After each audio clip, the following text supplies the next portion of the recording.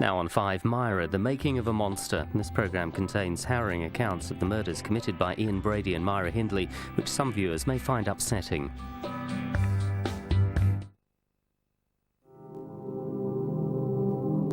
These are the eyes of Myra Hindley, the most hated child murderer in British history. She was intensely controversial. This painting, made from stencils of children's handprints, provoked storms of outrage when it was first shown a few years ago. And when she died in November 2002, after 37 years in prison, she was still front-page headlines. She was the devil, the woman Britain loved to hate. She was so notorious that the name Myra has now fallen into almost total disuse. And even at her cremation, the media were waiting for her.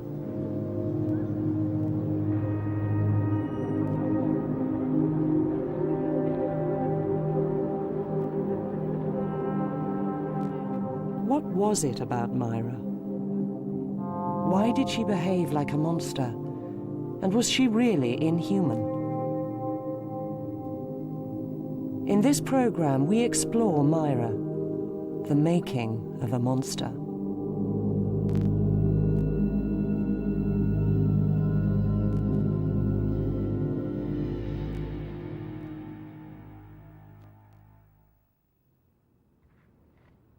Manchester in the 1960s.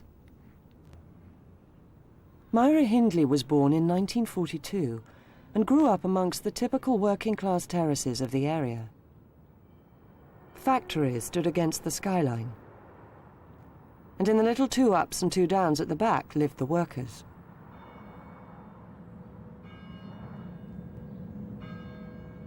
As a teenager, the Catholic Church played an important part in Myra's life. She worshipped regularly here at the monastery of St. Francis, which loomed large in the life of the neighbourhood. She was neither bright nor backward and went to the local secondary modern high school. There was no suggestion of anything abnormal in her upbringing. There is nothing whatever in Myra Hindley's background that would predict that she would become a serial killer. You know, she's not known to have tortured animals.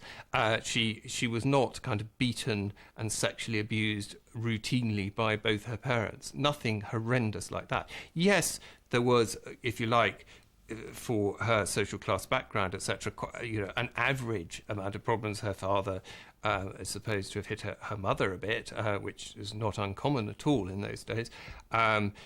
She was the eldest sister. Perhaps she got treated differently. Perhaps she did have some. I'm sure she did have some experiences of emotional deprivation and some experiences of mildly abusive maltreatment. But this is not what you find in the backgrounds of serial killers. She did actually appear to be a perfectly normal girl, with the same aspirations as most of her friends. She wanted to get married, she wanted to have children, have a family. She was quite tough. I mean, those who played netball with her at school said she was definitely a toughie. She wasn't one who would give in easily. She was a leader. She accumulated girls around her. But she seemed in every possible way to be absolutely just the product of her time and place. After leaving school, Myra Hindley did several jobs till eventually, in 1961, she became a secretary here at Millwoods Merchandising, a small factory. She was 19. Also working at the factory was a 23-year-old Glaswegian, Ian Brady. Myra fell in love with him. He was actually a very good-looking chap in his early days. He also drove around on a motorbike, and he was rather different from everybody she'd ever met before. She actually said he was the first man she'd known who had clean fingernails, coming from a kind of solidly blue-collar background where everybody had manual jobs. That was perhaps true. She was attracted to his elusiveness. He would sit in the office reading strange books, and I mean really strange. He would read Mein Kampf and things like that. He was a pseudo-intellectual, and she was quite attracted to that. He was different, he was interesting, and even more important, he took very little notice of her. And like many young girls, she fell in love with a man who was being distant and unavailable, and of course that makes the passion a lot stronger. She became more and more desperate to attract his attention. She wrote this rather schoolgirlish diary at the time about, you know, he looked at me today and Ian was in a bad mood today. Rather silly little things, but she was very determined she was going to get her man, and he was the man she wanted. And get her man she did. Ian and Myra became an item. Today, a world away from the rough streets of Manchester in the tranquility of rural Ireland, lives a man who was a key witness in the drama that became known as the Moors murders. He was Myra Hindley's brother-in-law, and apart from her and Brady, the only other person who actually saw one of the murders taking place. He became a central figure in the most infamous criminal case in 20th century British history. He has spoken only rarely about what he saw, but in this programme he will tell us the full story of what happened back then in the 1960s. Brady, if you say he was 100% evil, he was every name you can put on him. He was them and more. But in all honesty, Brady slept with the devil, and that was her.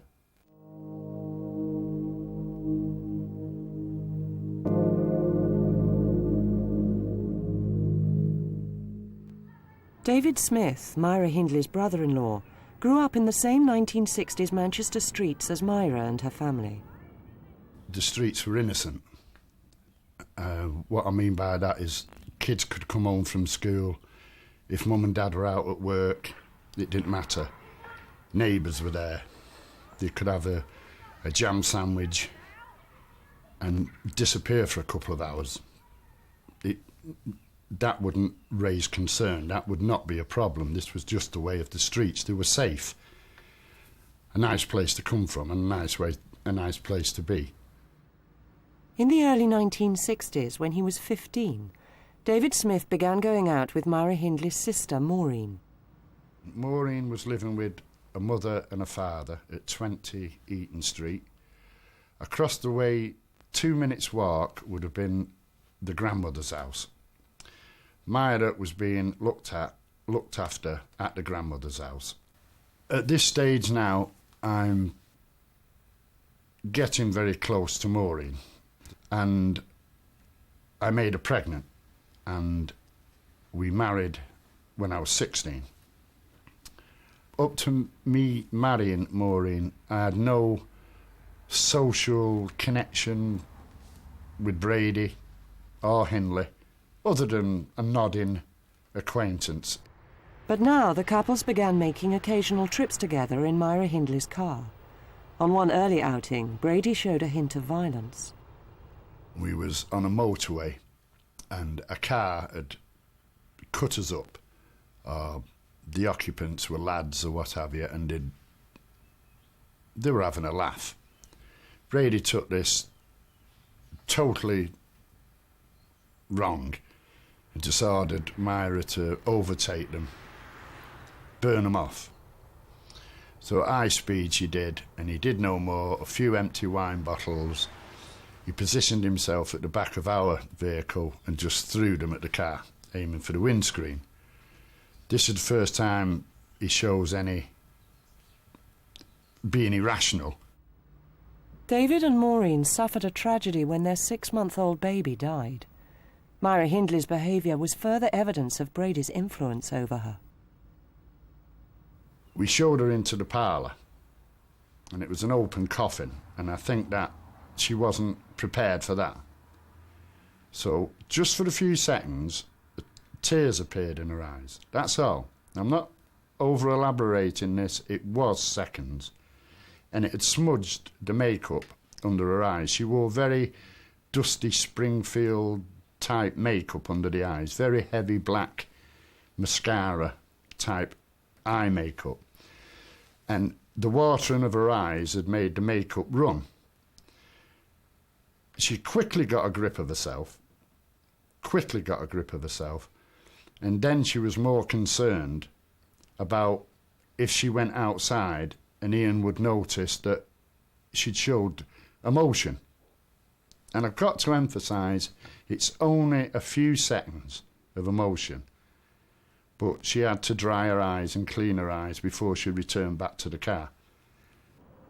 This is Hattersley, a Manchester housing estate. In 1965, David Smith and Maureen moved here. Myra Hindley, her grandmother and Ian Brady had already moved to this row of houses in Wardlebrook Avenue.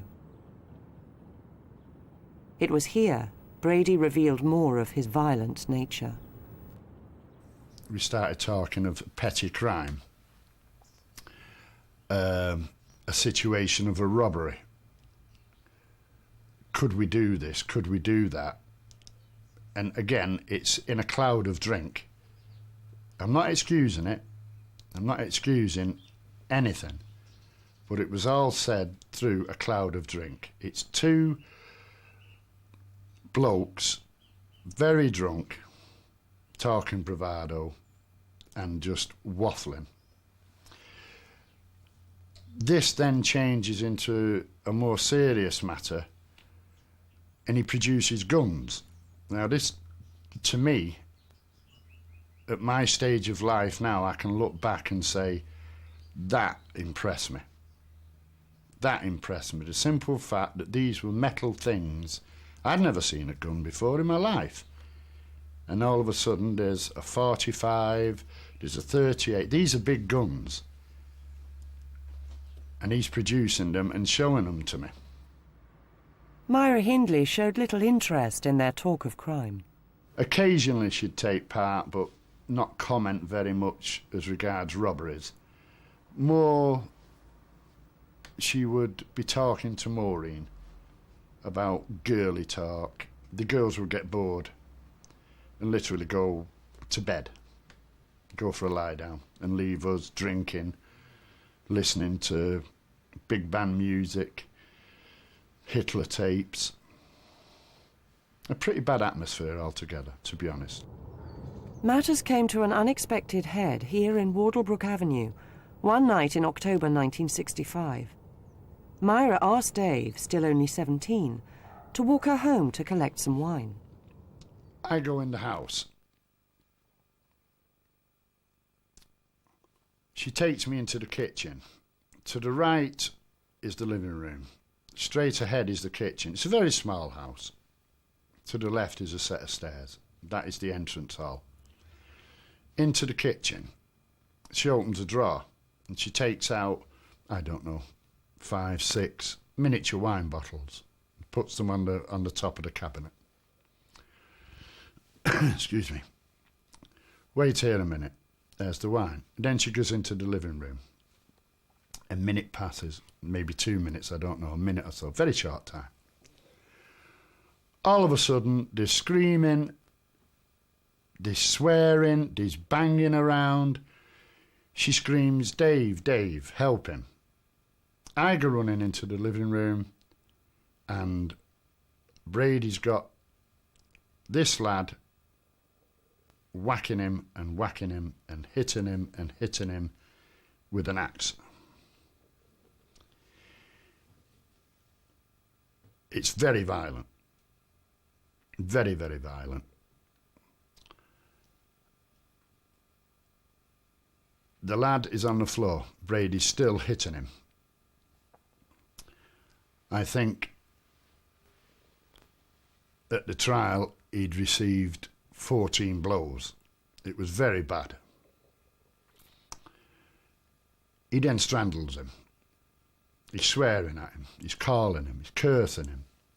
He's calling him filthy names. And then it's over. It stops.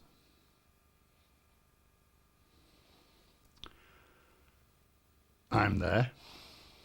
Hindley's there. And Brady's there.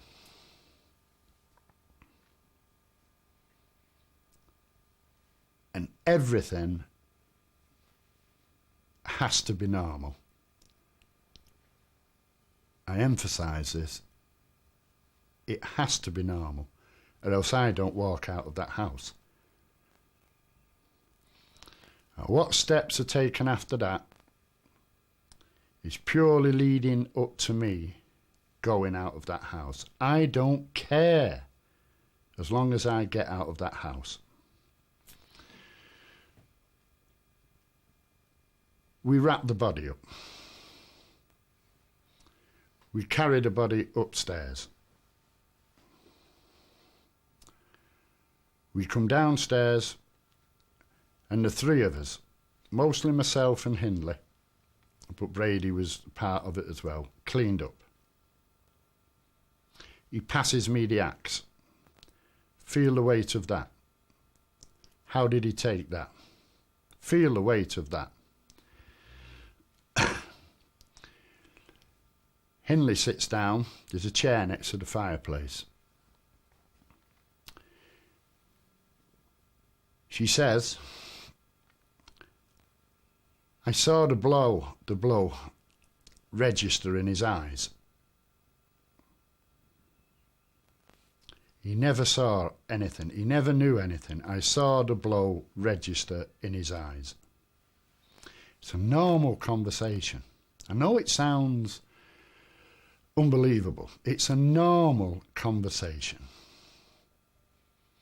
If they'd have walked in with chocolate biscuits and tea, I would have stayed and drank tea and ate chocolate biscuits. I would have done anything just to get out of that house.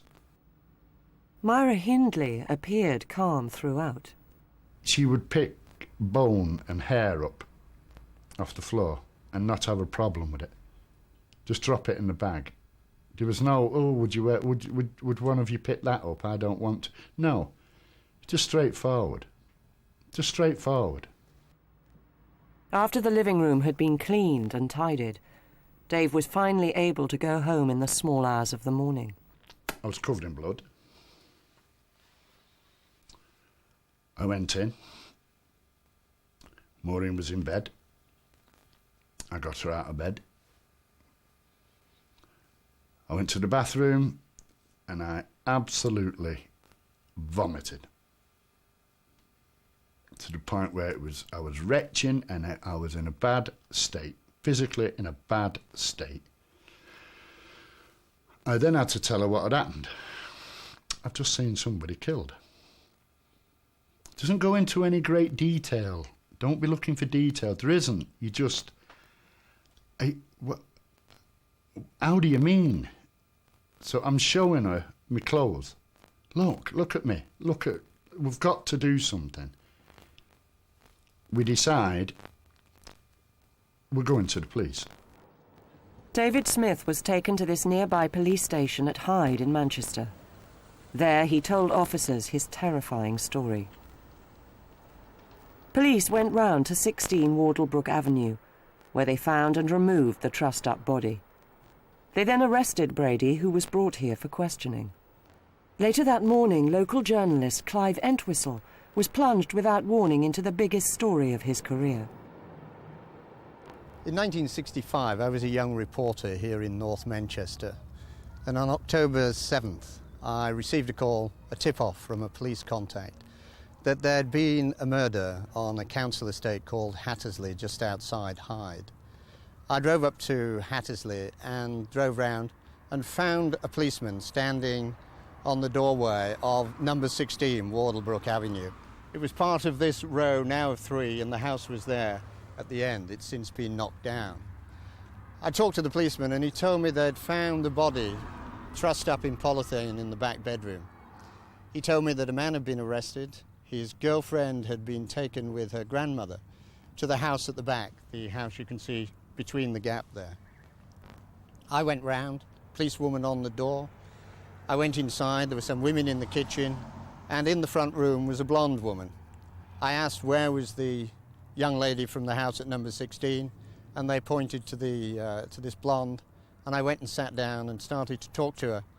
First of all, I asked her name, and she told me she was Myra Hindley. If you met Myra anywhere else but under the circumstances I did, if you met her in a pub with Ian, you'd have just thought, attractive, slightly hard-looking blonde, fine, nothing special at all. You wouldn't have really given her a second look. She had a lovely beehive haircut. On that morning, she was obviously very distressed. I didn't know and realise the implications of what she'd done. The murder victim was a 17-year-old boy, Edward Evans. At first, police had no reason to think this was anything other than a routine one-off murder case. But Dave Smith had mentioned something that had happened in the afternoon before the murder. At this stage, I had a few minor, petty things amongst my property. A starter pistol was one, a little bit of a kosh, and a few odds and ends. Brady, in the afternoon, asked me to bring this material round to his house. This I did. Me thinking that it was in preparation of a robbery that would have taken place probably within a few days. This is what I'm thinking at the time. He then removes stuff out of his house and takes it away in a suitcase. The police decided to check Manchester's railway stations. Clive Entwistle's father-in-law, a local policeman, was sent to search left luggage offices. My father-in-law rang me at about midnight on the Saturday night, the following Saturday, to say that he'd been asked to go and look for a suitcase belonging to a guy called Ian Brady. He'd no idea why. And he went through all 5 left luggage offices at railway stations in Manchester. And in Central Station, he found a suitcase belonging to Ian Brady. In that suitcase was a income tax return, which in the name of Brady, so he knew he got the right suitcase. Also, they found a number of things, a number of books, a copy of the Marquis de Sade. But the most important thing was this 1/4-inch tape, reel-to-reel tape. Dennis played it, not realising what it was, and on it was this little girl screaming for her mother. It was a recording of a terrified and pleading child being pornographically photographed, and possibly worse. These photographs were also in the suitcase. The little girl was soon identified as a missing 10-year-old, Leslie Ann Downey. In one of Brady's notebooks, they found the name of another missing child, 12-year-old John Kilbride. This immediately suggested Edward Evans may not have been the only murder victim. A few days later, police brought Myra Hindley to Hyde Police Station and arrested her as well. They took this photograph of her for police records. Few could have imagined then that it would eventually become one of the most haunting images of 20th century Britain. When that picture was published, that was the first picture anybody had seen of Myra Hindley, and it suddenly saw this picture of Brady, the two of them just covering the whole of the front pages. It was a pretty impactful front page, and that remained the dominant image, even though, of course, over the years there were many other pictures of her looking more ordinary. But that, with the great peroxide beehive haircut and those blank staring eyes, was a pretty impressive picture. Despite suspecting several murders, the police had no bodies. What could Hindley and Brady have done with them? In the house were many photos of the couple on the moors. This is Hollingbrook Knoll on Saddleworth Moor. It was known to be a favourite spot of the couple's and featured in many of their photos. Police began searching here. They now had a horrible suspicion that the couple might have buried the bodies somewhere in this area. But it was like looking for a needle in a haystack. I mean, how do you find a body? You know, a group of police cadets and young police officers had been searching on the side of Mottram Road on a Saturday afternoon, about 3 o'clock in the afternoon. And I was with them, and we'd been down to the local pub, the Clarence, and had a pint or two, and then gone back, and sun setting. And one of the officers needed a pee, so he walked over the top of the hill. And on the way back, he noticed a piece of white bone sticking out of the ground. Now, this guy, Bob Spears, had been a police officer for only a few weeks, And God bless his cotton socks, he stood on the top of the hillside with the sergeant swearing at him to tell him to get down because they all wanted to go home. And Spears stood his ground. So they all trudged up angrily, and he pointed out this bone, and they parted the peat and let the water drain away, and there was the forearm with still part of the dress-on of Leslie Ann Downey. And if it hadn't been for that, if they hadn't found them the body on that particular day, then the search in the next few days would have been totally called off. When I went back that night, because I'd left early, I had left before Spears found the body. When I went back that night, it was out of a Hitchcock film. The mist had closed in, there were old-fashioned arc lights, and it was eerie, absolutely eerie. And you've got silhouetted figures standing over a small mound where they'd excavated Leslie's body. And when I arrived, it was at the moment just before they'd put the remains into a polythene, big black polythene sheet. In those days, they didn't have body bags. And so it was carried down by these officers, 4 officers, holding it up like this, as if it was a bouquet of flowers, you know. And I stood on the back bumper of the Black Maria to get a better view. And as they came towards me, they then reached up to put the remains into the back of the Black Maria. And as they did it, of course, as they leaned up, they all pulled it open to lift it in. And I looked in and saw Leslie's remains. There was only one possible conclusion. This was no longer a single murder. It almost certainly involved the killing of several children. Children whose bodies were buried in the loneliest, bleakest of all places, the moors. The Moors murders were now destined to occupy a place of special horror in the British psyche.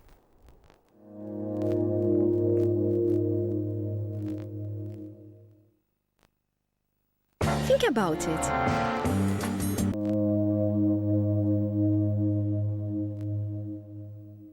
I can recall to this day the images that I saw of Leslie's remains being lifted into the back of that Black Maria.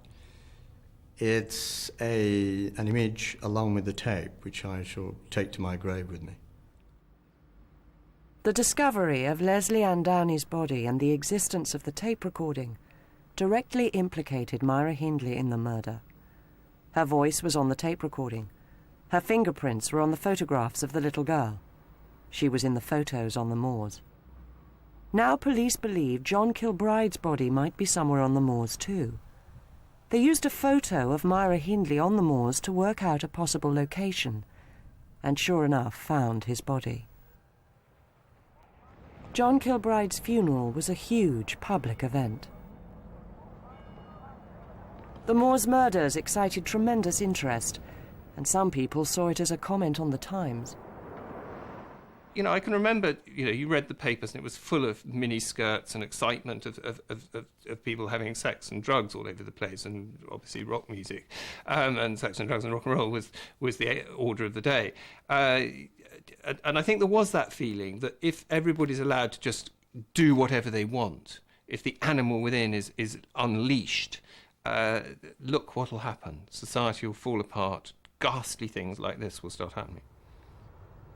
Brady and Hindley's trial began 6 months later in April 1966. David Smith, accompanied by Myra Hindley's sister Maureen, was the main prosecution witness.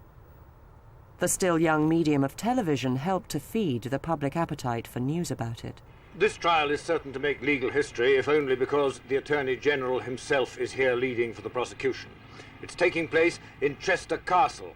Originally, Tom St. John Barry's nightly ITN bulletins reported all the details. Fantastic security precautions have been taken and the precincts of the court have been very widely defined. Before you can get into the court, you have to produce no less than 3 passes if you're a mere journalist.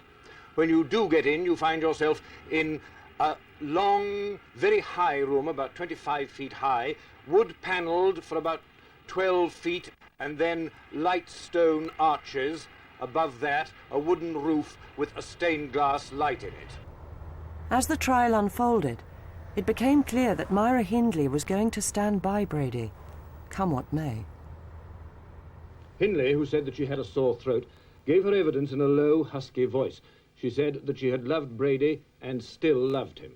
When she was cross-examined about her part in the nude photographing session with the child, Leslie Ann Downey, she said, "I offer no defence for that. It was indefensible and cruel." She said she didn't know that Brady was tape recording the session and that she was ashamed when she heard the tape played later. It was this tape recording that really caused a sensation. People were absolutely riveted by it. See this story of a young man and a young woman, a girl of only 18, apparently doing horrific crimes. But even then, it didn't take off, really, until the tapes were revealed. And that is what I think has made has been the driving force of the Moores murder. I mean, the Moores themselves, of course, produced a fantastic background to such evil. And but the tapes were the thing that finally sold it. When it was played in court, it was played to an absolute packed but hushed courtroom. You could have heard a pin drop. And as it was played, you could see grown men, tears welling up in their eyes. I mean, it was horrific because it wasn't so much what was on the tape, it was what you imagined and knew was happening to that little girl. Brady was convicted of 3 murders, Hindley of 2. By an astonishing piece of luck, they escaped being hanged only because hanging had been abolished a month after their arrest. As a result, they were both sentenced to life imprisonment. These were 3 calculated, cruel and cold-blooded murders, was what Mr. Justice Fenton Atkinson said, and I passed the only sentence the law allows. After sentences, he praised the police investigation of the utmost skill and thoroughness which brought these matters to light. Outside, a small crowd of sightseers, most of them staff from the neighbouring county council officers, gathered in the courtyard of the castle to see the prisoners removed. Then the police cleared the forecourt, and as a van with 2 white police cars escorting it swept through the archway of the castle, there was booing from a crowd which had gathered outside. The duration of their imprisonment is now entirely at the discretion of the Home Secretary. The Home Office said tonight that a life sentence means just what it says. Normal practice nowadays is to release a life prisoner on licence after about 10 years. In some recent cases, judges have recommended that the sentences they've passed should not be reviewed for a certain set period, but no such recommendation was made in either case today. Myra Hindley was taken to Holloway Prison in North London. She never saw Brady again. Even before the trial, there'd been suspicions she and Brady had murdered other children. It was to be a very long time, 20 years in fact, before those suspicions were confirmed. Throughout all that time, Hindley and Brady flatly denied there'd been any other murders. Normally, prisoners disappear from view, but not in Myra Hindley's case. Throughout subsequent years, the public and press remained fixated on her. I think the endless fascination with her was that she was an ordinary girl from an ordinary working-class background who did the most extraordinary, horrible things, and we can't explain her, and that is why she still haunts us. She flew in the face of all our preconceptions about women. Women are nurturing, women are kind, women like children. Men, on the other hand, can be cruel, can be tough, can be whatever. She flew in the face of all that. She also, at her trial, maintained that very hard, resolute front. She didn't portray herself as soft at all. In fact, I've always maintained that if Myra Hindley had played her trial differently, she would probably have been out after about 7 years. I mean, she could have played the part of his acolyte and very much under his thumb, and she could have played a very soft and remorseful role at that trial. But she didn't. She was stony-faced, she was tough, she was hard. There was the famous police photograph of her with the blonde hair, staring straight to the camera, looking tough, looking hard. And that's how she became remembered and known. And she became a figure for universal hatred. Much more than Ian Brady, interestingly, who is just perceived as perhaps, a rather sad, mad, evil man. Incessant press interest kept Myra Hindley in the public eye. An early story was the extraordinary case of the governor of Holloway taking her for a walk on Hampstead Heath. Dorothy Wing was the governor of Holloway, And she, like so many people in Myra's life, was seduced by Myra in the sense that she came to believe that Myra was an interesting, intelligent and better person than her crimes would suggest. And she wanted to improve her life. And this happened to the extent that she actually took her out for a walk on Hampstead Heath with her dog.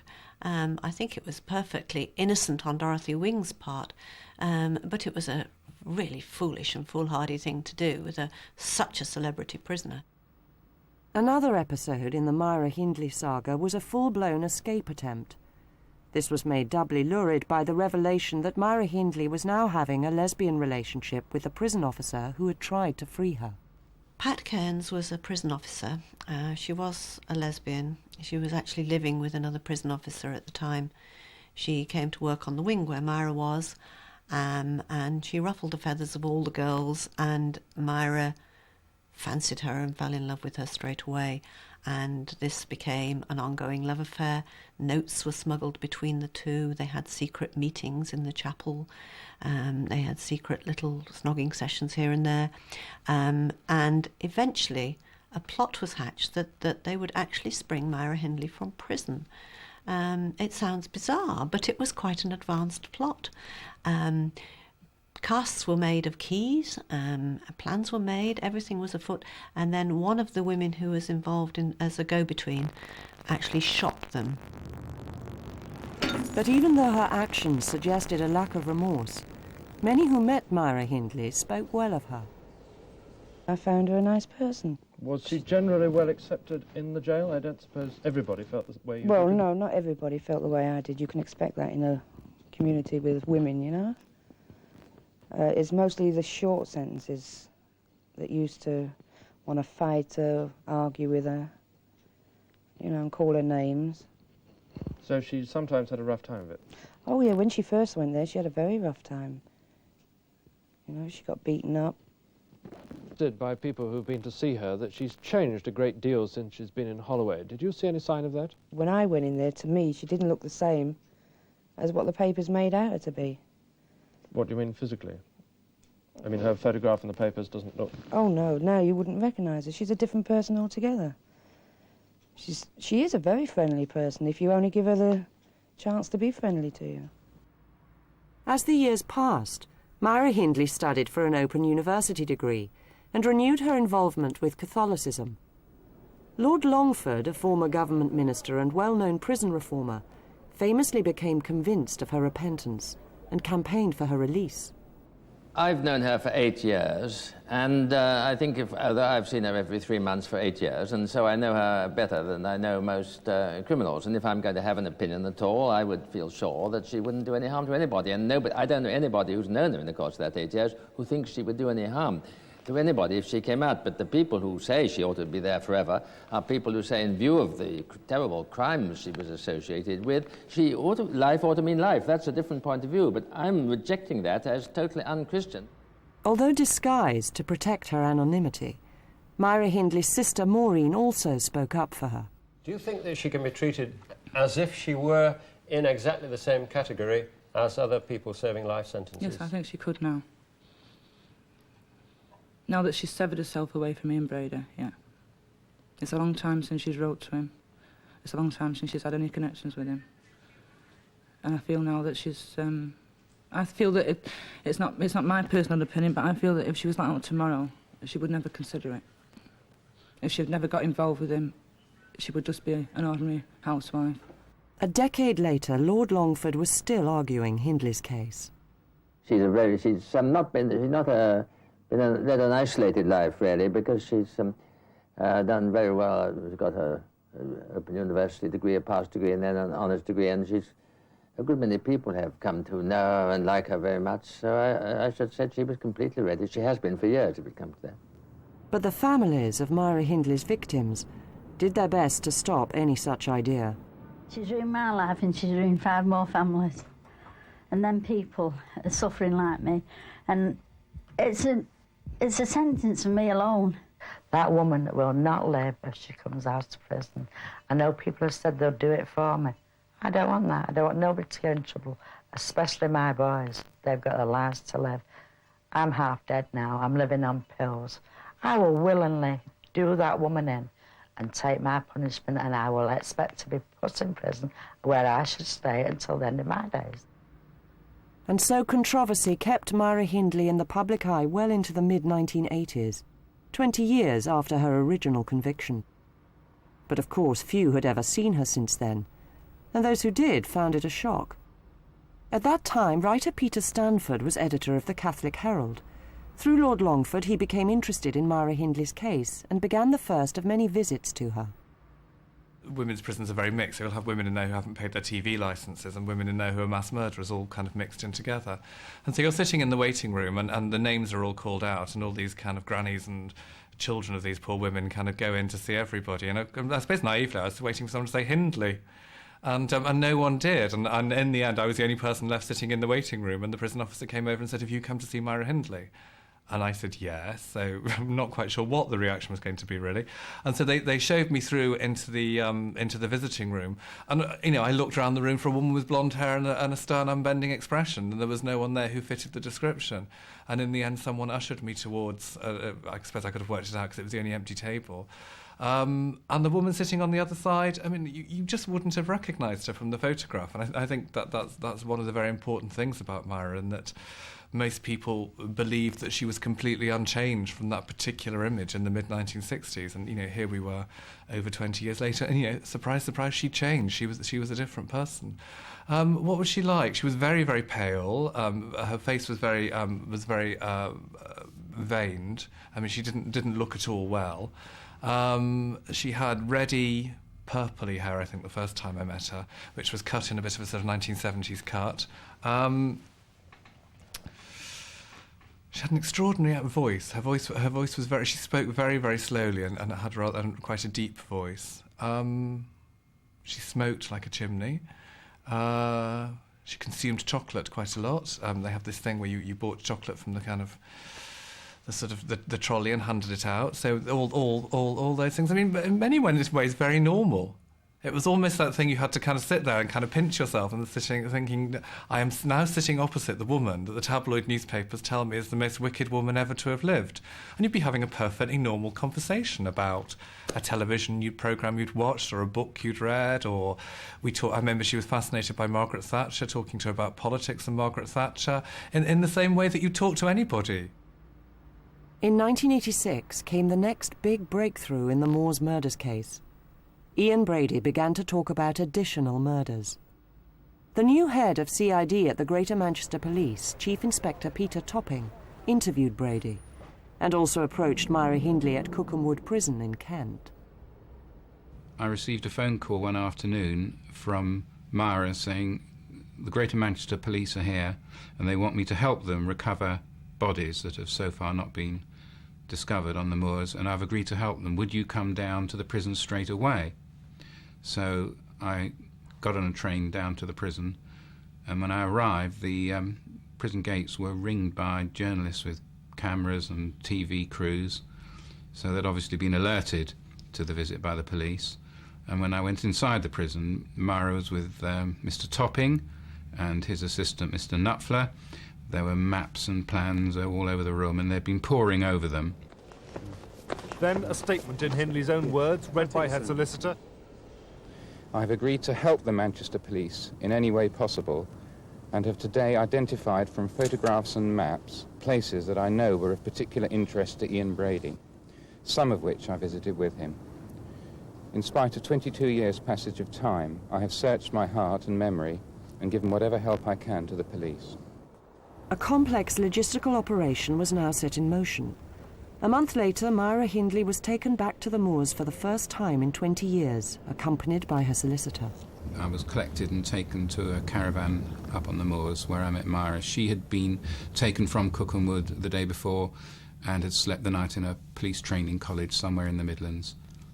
And I remember she was all excited because for the first time in years she'd been in a double bed, and for the first time in her life she'd slept under a duvet, which she found extremely strange. And so the day began. We'd agreed I would be with her throughout. Mr. Topping was there, Mr. Knupfler was there, several officers were there. A man from the Home Office was there to witness the proceedings, and there were police round and about with rifles. You could see their silhouettes on the skyline, just making sure that no intruders tried to have a go at us, or her in particular. That was a big fear. The sky was full of helicopters, press helicopters, who had got word that we were up there, and they came down very, very close. It was snowing, and so the snowflakes were being whisked up into our faces, and it was all rather frightening at times, because they were trying to get as close as possible to Myra to get the best pictures of her. The police were trying to find the grave of a missing 10-year-old boy, Keith Bennett. They also wanted Myra Hindley to help them find the grave of a missing teenager, Pauline Reed. Right towards the end of the day, it was getting very dark.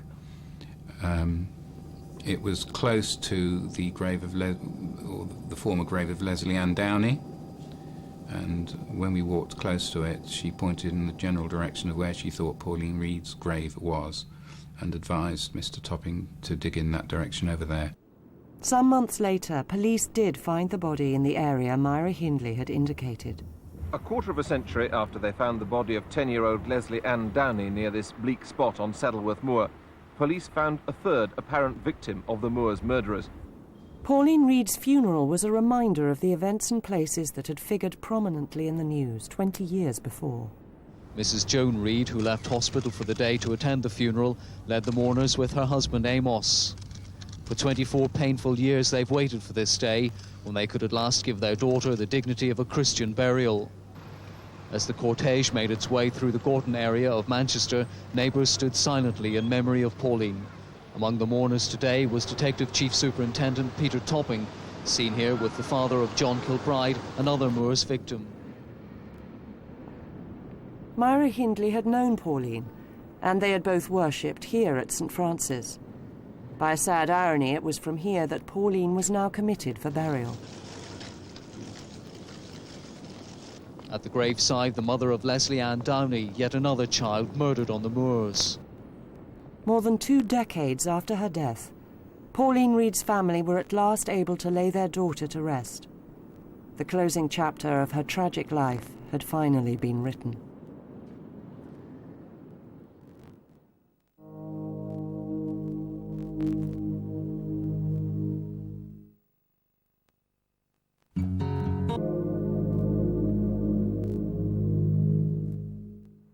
Although Myra Hindley had helped police identify likely spots on the moors, she hadn't formally admitted to involvement in any additional murders. But now she decided to confess all to Chief Inspector Topping. We waited until it died down completely, several weeks, and then we met over a period of about a week every day at Cookham Wood, and there were a series of tape-recorded interviews where Mr. Topping would ask Myra questions and she would give her account of the deaths of the various children and the role that she played in them. And I was present throughout with the Reverend Peter Timms. The Reverend Peter Timms was a former governor of Maidstone Prison and a therapist who'd been counselling Myra Hindley for 4 years. She said to me, well, I'll see Mr. Topping if you're there. I said, well, that's for the police to decide. I can't be there unless they decide, but of course I'll sit with you if that's what you want. And I did. And so there were 2 days of informal interviews. No tapes, nothing. Right? It was just chatting with the police for 2 days. Now, you cover a lot of material in 2 days, actually. And she was absolutely open and honest, and nothing that she said in those 2 days was any different to what I already knew. And at the end of those 2 days, the policemen, it was 5 o'clock or something, they went off to their hotel and they were going back home. And I got a telephone call that evening from the governor, and she spoke to me and said, could you get Mr. Topping to come back? I want to go on record. I should have done this 20-odd years ago. It's time, it's much too long now. And I tried to dissuade her. I said, look, you need to think about it a bit longer. Take longer to think about it. But she wouldn't. She said no. And so the following morning, I got hold of the police and said, and she was read the caution. She's confessed that she is guilty of participating in these crimes, so that she would be guilty of the crime of murder, yes. Brady himself was also taken up to the moors to see if he could help pinpoint Keith Bennett's body, which still hadn't been found. But he couldn't find it either. After this, there were no more breakthroughs or discoveries in the Moors murders case. But controversy would continue to dog Myra Hindley, right up until her own death 16 years later. The controversy really revolves around why she committed these terrible crimes. One thing everyone agrees on is that Brady was the catalyst. Had they never met, I don't believe Myra Hindley would ever have committed murder.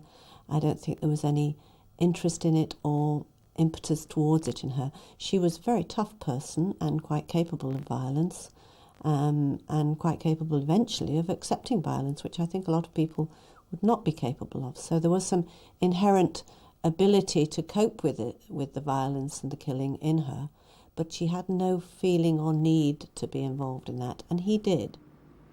No, she wouldn't have killed. I doubt very much if she'd have killed. Almost convinced that she wouldn't have killed. No. She would have grown up, she would have had a family, she would have married, had 3 kids. She would probably be boss of the typing pool and run it with a rod of iron. That's the sort of person she was, but she would never have committed a crime, she would have never been involved in crime. But it's why she did get involved that really divides people. One group sees her as led by Brady.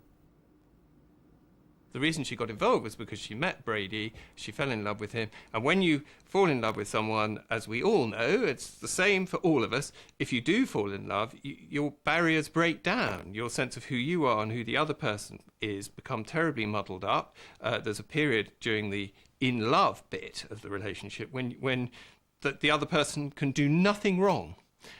Where you long to be in their company at all times. Basically, you lose the plot when you fall in love with someone.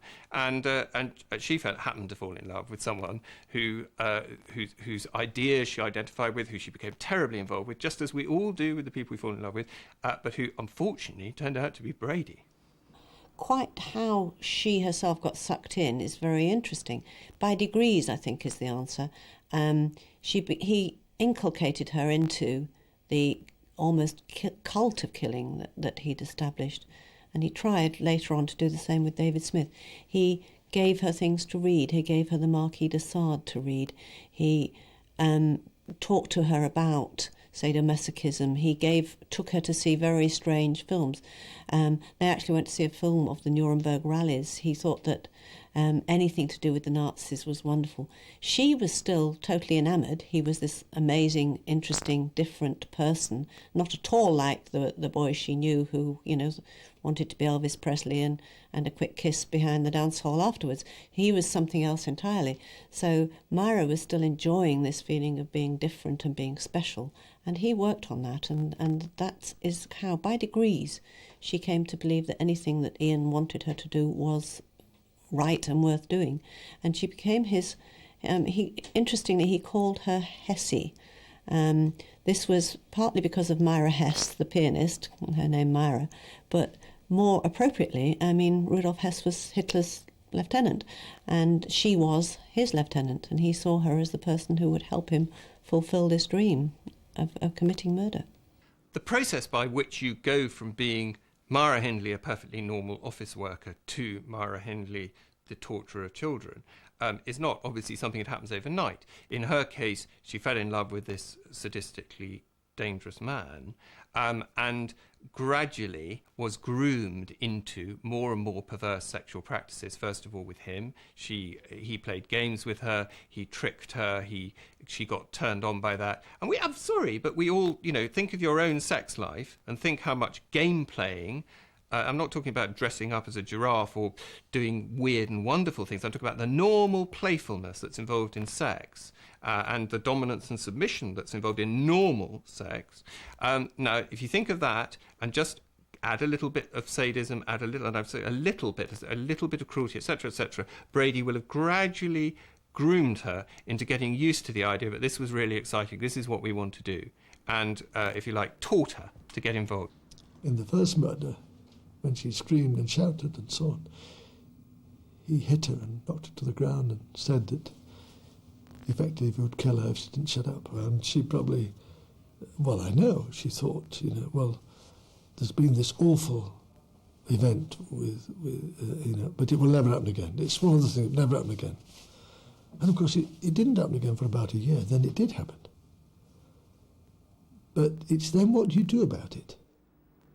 But many people don't accept this idea of Myra Hindley as essentially passive. They see her as an active participant who was fundamentally just evil. I mean, she went through each of the cases themselves, and it was the same old story about her being intimidated, infatuated, hopelessly in love with Ian Brady, and would have done anything. I mean, I can understand that to some extent. I mean, if you look back over history, history is littered with examples of where females have done anything for their man. But surely there must, you know, you have to draw a line. And while she may not have really understood what she did before she did it the first time, it's inconceivable that she didn't know the next time she went out in that car to lure a child, that she didn't know exactly what was going to happen to that child. And in effect, she was the one that sought out the child. She was the one, not Brady. It was her that went out and identified which child she was going to lure back to that car. So in effect, she, for me, was the more evil of the two, because had she not done that, then of course I don't think the horrors that we've all come to know as the Moors murder may not have taken place. I think they were a pair of bloody kinky bastards together.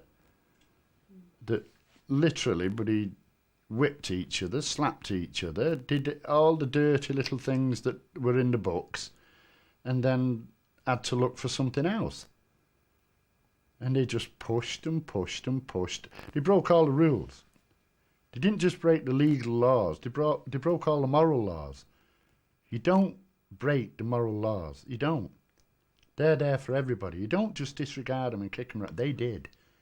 They did. They didn't give a damn about the legal laws. They didn't give a damn about the moral laws. The things that hold us all together, the things that make us mum and dad, man and woman. They didn't give a damn about any of that. They thought they were entitled, both of them thought they were entitled to do exactly what they wanted to do. As obscene, the word obscene doesn't cover it. It really doesn't cover it. I can't let my imagination go that deep. When you meet a female who's so out of touch with her emotions as a woman, that she does those kind of things, and not just once, but does it 5 times over a 2-3 year period, then I think that people are entitled to say, no, that she was evil. Mark Leach also inclines to the widely held view that she was never genuinely remorseful. She said that she was remorseful, but I saw no signs of that. I mean, there was no tear in her eye. There was nothing. I mean, simply repeating by rote, yes, I'm sorry, I did it. I shouldn't have done that. It didn't break any ice with me, I have to say. And I've met people in prison who are genuinely remorseful for what they have done, genuinely, and I mean that, genuinely remorseful. She would say very clearly that he couldn't have done it without her, that she lured the children, that she knew exactly what he was doing, that often she joined in that, and that at any stage she could have stopped him. She could have stopped him, she could have shopped him. Those thoughts constantly went through her mind, and a constant process of reflection as to how she got in that situation. And what came over very, very strongly in those conversations was her remorse. Her detractors also saw her as manipulative, especially in getting privileges in prison.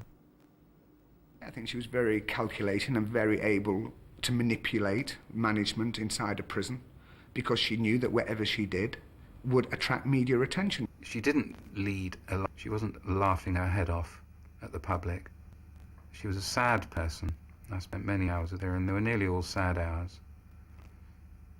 She was a deeply sad and depressed person. She wasn't enjoying herself in prison in a luxurious cell, and insofar as she may or may not have had lesbian relationships, well, that's nothing unusual in a woman's prison, I can assure you. There was a photograph of her when she was smiling that the Sun got hold of. I think it was when she was awarded her degree in the humanities. She was smiling. She'd just been awarded a degree.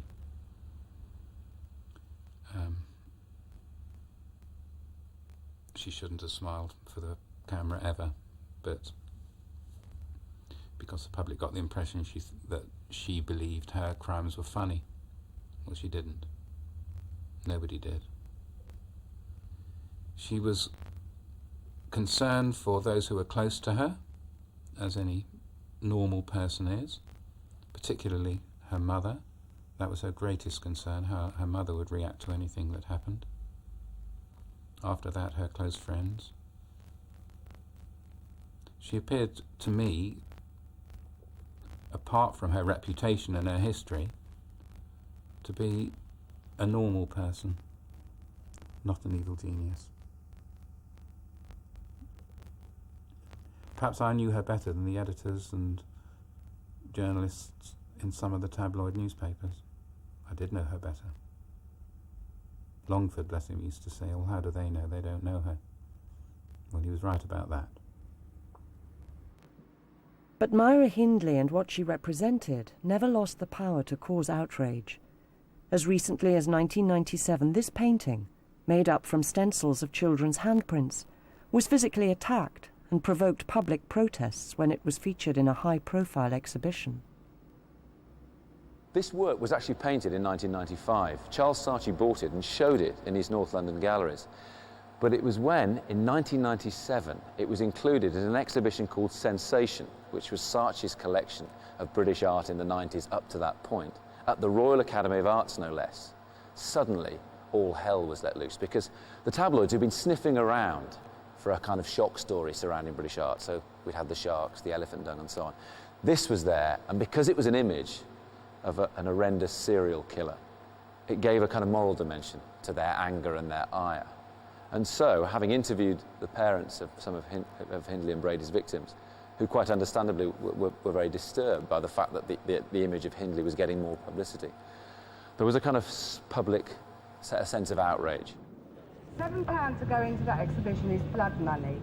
If you have any compassion for a mother who spent 33 years looking for the body of her child, do not pay your £7 to go and see this disgusting thing that they are calling art. It is not art, it is glorifying murder. Point of art is to be controversial and to make people think differently. But I mean, I've got my reservations about that particular piece. I think it's sick how they can just make someone famous after killing people and put her picture up in a gallery when she's killed so many, like these children. But some feel the painting, now in London's Saatchi Gallery, provides fresh insight into Myra Hindley's crimes. It's a gigantic image. It's about 15 feet tall. So when you stand in front of it, it actually overwhelms you. It becomes larger than life, or perhaps larger than death in this case. And normally when you see the image of Myra, from which this is based, it's about this big, and it's on the front cover of a newspaper. And you study that image of Myra Hindley and try and make sense of why that face, why that woman could do what she did. How is that possible? And you end up staring into the eyes, which seem absolutely empty. But in the end, what you see are these little tiny pixelated dots, because that's how newspaper images are made. When you stand in front of this, you realise that the dots have been replaced by the stenciled hands of children. And that's very interesting on a number of levels, because it's as if Marcus Harvey, the painter, is letting children reclaim the image of a woman who's responsible for killing 5 of them, torturing 5 of them. But also, it reminds us that we can never look at Hindley's face without that veil of depravity in front of it as to what she's done. And David Smith also finds the famous image of Myra Hindley eternally chilling. I've always had this feeling. The photograph of Hindley, to me, that is Myra Hindley. That is the real Hindley. Not some photograph taken inside a prison, surrounded with cuddly toys and smiling sweetly into a camera. That is not the real Myra Hindley. That photo, the police photograph that was taken on her arrest, that is the real Myra Hindley. You look at this photograph of Hindley, you see the hard case of Hindley. You see the hard jawline. You see the haircut. You don't see arrogance. You don't see fear. She's not frightened. But look at the eyes. Look right into them eyes on that photograph. The bottomless, the empty. There's not a spark in them eyes. And that's what makes that photograph for me the Myra Hindley that I know.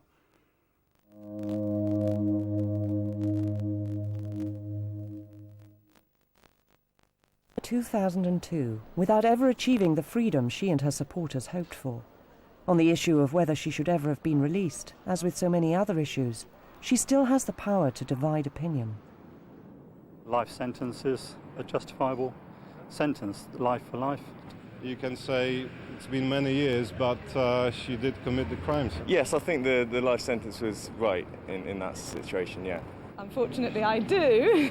I don't know whether that's just because I'm a mother and find the crime so heinous, or whether I think that a life sentence should be a life sentence. She should have had the same opportunity as other prisoners get parole. Just to say that, well, she committed these crimes and therefore she's going to stay evil the rest of her life is a bit kind of narrow-minded, I think. You know, she's obviously had a hell of a long time to think about what she's done. She wasn't a threat to anybody beyond a certain point, I think, and I think that she should have been released maybe under supervision. I mean, isn't the whole sort of justice thing about trying to rehabilitate people? I think she should never have been released. I think she should have been kept in prison for life. She killed children, she killed many children. A life for a life, you know, she shouldn't have killed, simple as that. Our abiding interest in Myra Hindley is perhaps understandable. We are and always have been fascinated by acts of extreme evil. Yet the continuing media portrayal of her as a demon, inhuman and utterly different from ourselves, may conceal an uncomfortable truth. A lot of people will look at Hindley and they'll say, look, she had responsibility for this. Her brother-in-law witnessed one of the murders and immediately went and phoned the police. Why in God's name didn't she? If there wasn't something fundamentally flawed about her, why didn't she do what her normal brother-in-law did? And of course, there's a very, very simple answer to that. Think of Nazi Germany, 1933, 1934, 1935. As people gradually got sucked into the Nazi fantasy, they gradually found themselves perfectly normal people, completely mentally healthy people who had perfectly good early childhoods or perfectly good genes and had nothing spiritually wrong with them whatsoever, no evil within them, found themselves murdering Jews. 6 million of them. I think, you know, as a society, we needed to see her as a very abnormal, vicious, hard woman. She clearly wasn't that. She really wasn't. She was an intelligent, interesting, somewhat manipulative, somewhat tough, but nonetheless no tougher than, you know, any woman who's running an office anywhere in this country. We needed to see her as different because there is a fear in all of us that perhaps we are capable of great evil given the situation.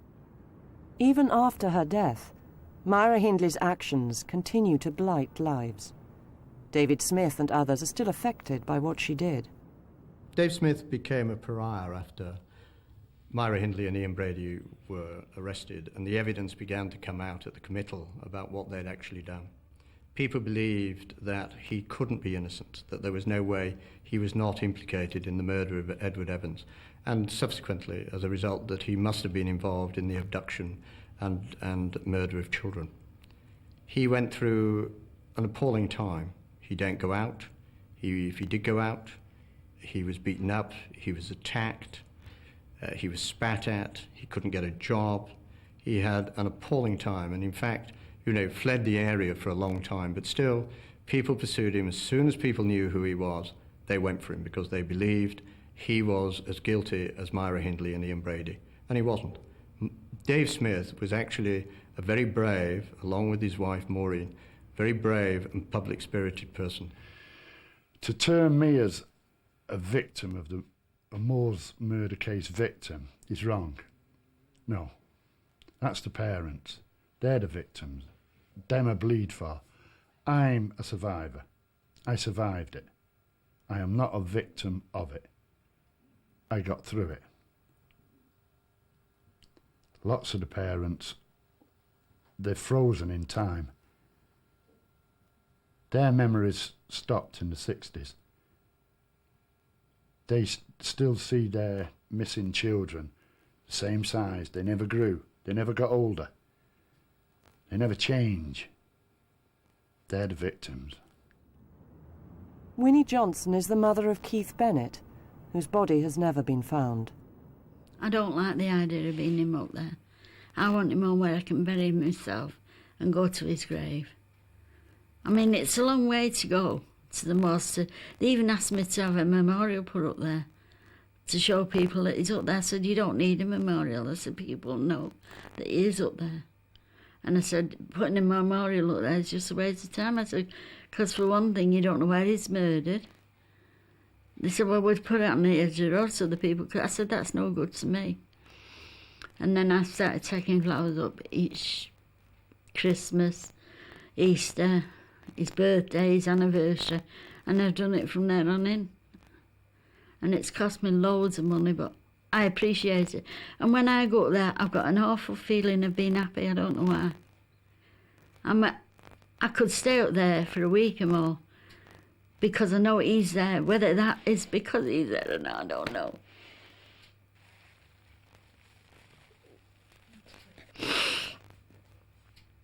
I feel happy when I'm up there. I feel on top of the world. I only wish I could get him back.